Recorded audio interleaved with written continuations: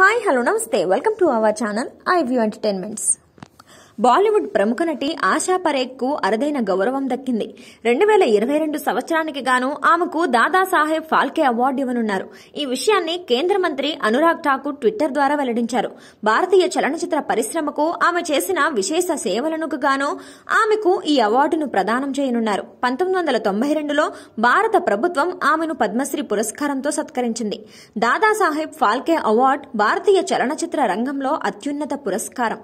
గతంలో రాజ్ కపూర్, యశ్ చోప్రా, లతా మంగేష్కర్, మృణాల్ సేన్, అమితాబ్ బచ్చన్, ఏఎన్ఆర్, వినోద్ ఖన్నా తదితరులు అందుకున్నారు.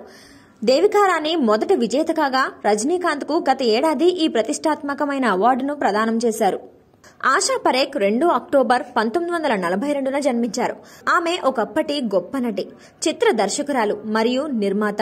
ఆమె కెరియర్ మొత్తంలో అనేక వాణిజ్యపరంగా విజయవంతమైన చిత్రాలలో కనిపించింది. ఆమె తన కాలంలో అత్యధిక పారితోషికం పొందిన నటీమణి. 1960లు మరియు 1970లలో అత్యంత విజయవంతమైన నటీమణులలో ఒకరు. ఆమె హిందీ చిత్రసీమలో అత్యంత ప్రభావవంతమైన నటీమణులలో ఒకరిగా పరిగణించబడుతుంది.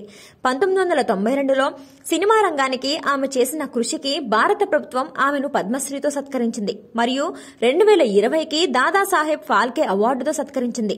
ఆశా పరేఖ్ ఒక గుజరాతీ. 2వ అక్టోబర్ 1942న జన్మించారు. ఆమె తల్లి సుధా, అక్క సల్మా పరేఖ్ ఒక బోహ్రా ముస్లిం మరియు ఆమె తండ్రి బచూభాయ్ పరేఖ్ హిందూ గుజరాతీ. ఆమె తల్లి ఆమెను చిన్న వయసులోనే భారతీయ శాస్త్రీయ నృత్య తరగతులలో చేర్పించింది. ఆమె పండిట్ బన్సీలాల్ భారతితో సహా చాలా మంది ఉపాధ్యాయుల నుండి శాస్త్రీయ నృత్యం నేర్చుకుంది.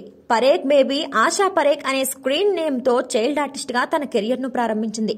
ప్రఖ్యాత చిత్ర దర్శకుడు బిమల్ రాయ్ ఒక స్టేజ్ ఫంక్షన్ లో ఆమె నృత్యాన్ని చూసి 10 ఏళ్ల వయసులో మా ఆన్ చిత్రంలో 1952లో నటింపజేశారు మరియు బాబ్ బేటీ 1954లో ఆమెను మళ్లీ భీమ్లారాయ్ ఎన్నుకున్నారు. ఆ చిత్రం పరాజయం ఆమెను నిరాశపరిచింది. ఆమె మరికొన్ని చిన్న పాత్రలు చేసినప్పటికీ ఆమె తన పాఠశాల విద్యను పునఃప్రారంభించడానికి నటనను విడిచిపెట్టింది. 16 ఏళ్ల వయసులో ఆమె మళ్లీ నటించాలని నిర్ణయించుకుంది. హీరోయిన్ గా తాను అరంగేట్రం చేయాలని నిర్ణయించుకుంది. అయితే ఆమె నటన అమితాకు అనుకూలంగా 1959లో విజయ్ భట్ యొక్క గూంజ్ ఊటీ షెహనాయిలో ఎంపికైన చివరిలో ఆమెను చిత్రంలో నుండి తీసేశారు. ఎందుకంటే ఆమె స్టార్ మెటీరియల్ కాదని చిత్ర నిర్మాత పేర్కొన్నాడు. సరిగ్గా 8 రోజుల తర్వాత చిత్ర నిర్మాత సుబోధ్ ముఖర్జీ మరియు రచయిత దర్శకుడు నాసిర్ హుసేన్ 1959లో ఆమెను దిల్ దేకే దేఖో చిత్రంలో హీరోయిన్ గా ఎంపిక చేశారు. షమీ కపూర్ సరసన నటించారు. ఇది ఆమెను భారీ స్టార్ గా చేసింది. జబ్ ప్యార్ కిసీసే హోతా హై 1961లో, ఫిర్ వో హై దిల్ లయా హున్ 1963లో, తీసరీ మంజిల్ 1966లో, బహరోన్ కే సప్నే 1967లో అనే మరో 6 చిత్రాలలో ఆమెను తన కథానాయికగా నటించిన హుసేన్ తో ఇది సుదీర్ఘ అనుబంధాన్ని కూడా ప్రారంభించింది. ప్యార్ కా మోసం 1969లో మరియు కరావన్ 1971లో, నాసిర్ హుసేన్ చిత్రం మంజిల్ మంజిల్లో 1984లో కూడా ఆమె అతిథి పాత్రలో నటించింది. ఆమెతో ఇంతకు ముందు 6 సినిమాలు చేసిన హుసేన్ ఆమెను 1967లో బహరోన్ కే సప్నేతో ప్రారంభించి 21 చిత్రాల పంపిణీలో పాలు పంచుకున్నాడు. దర్శకుడు రాజ్ ఖోస్లా ఆమెకు ఇష్టమైన 3 చిత్రాలలో ఆమెను విషాద పాత్రలలో నటింపచేయడం ద్వారా ఆమెకు గొప్ప స్టార్ ఇమేజ్ వచ్చింది. అంతవరకు పరేఖ్ ప్రధానంగా ఆమె చాలా చిత్రాలలో గ్లామర్ గర్ల్, అద్భుతమైన డాన్సర్, టామ్ బాయ్ గా పేరు పొందారు.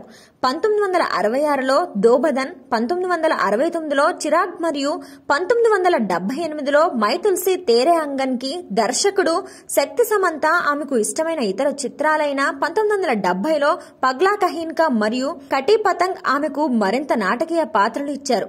అయితే ఈ సినిమా ఆమెకు ఉత్తమ నటిగా ఫిల్మ్ఫేర్ అవార్డును కూడా తెచ్చిపెట్టింది. చాలా మంది ముఖ్యమైన దర్శకులు విజయ్ ఆనంద్ మరియు మోహన్ సెగల్లతో సహా వారి అనేక చిత్రాలలో ఆమె నటించారు. పరేఖ్ హిందీ చిత్రాలలో సూపర్ స్టార్ గా ఉన్నప్పుడే ఉచ్చస్థితిలో 3 గుజరాతీ చిత్రాలు నటించడం ద్వారా తన మాతృభాషలో కూడా ప్రేక్షకుల మన్ననలను పొందింది. అయితే మొదటిది అఖండ సౌభాగ్యవతి 1963. ఇది భారీ విజయాన్ని సాధించింది. ఆమె ధర్మేంద్ర సరసన కంకన్ దే ఓహ్లే 1971 మరియు దారా సింగ్ తో లంబార్దిని 1976, అలాగే హిట్ కన్నడ చిత్రం శరవేగద సరదార 1989 వంటి కొన్ని పంజాబీ చిత్రాలలో కూడా నటించింది.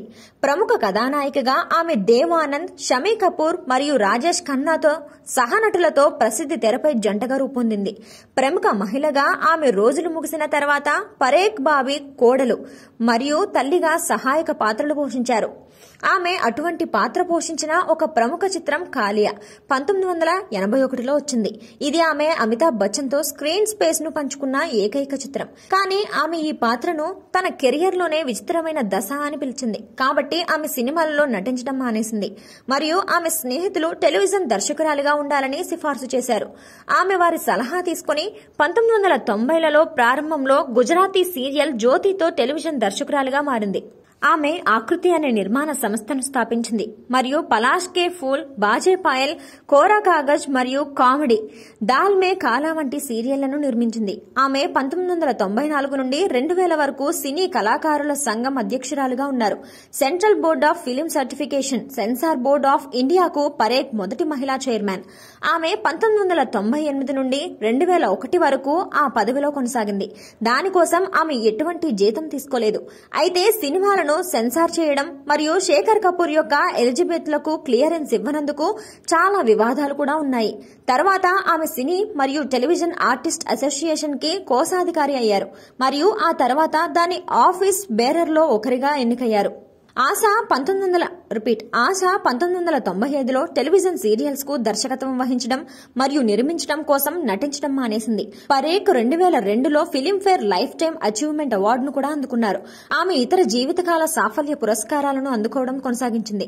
2004లో కళాకర్ అవార్డు, 2006లో ఇంటర్నేషనల్ ఇండియన్ ఫిల్మ్ అకాడమీ అవార్డులు, 2007లో Pune international film festival award, 9వ వార్షిక Bollywood award Long Island, New York 2007లో ఆమె federation of Indian chambers of commerce and industry నుండి లివింగ్ లెజెండ్ అవార్డును కూడా అందుకుంది.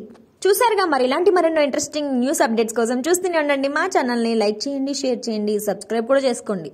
అలాగే మీరేమనుకుంటున్నారు కింద కమెంట్ సెక్షన్ లో మాకు తెలియజేయండి. పక్కన ఉన్న బెల్ ఐకాన్ కూడా క్లిక్ చేసుకోండి.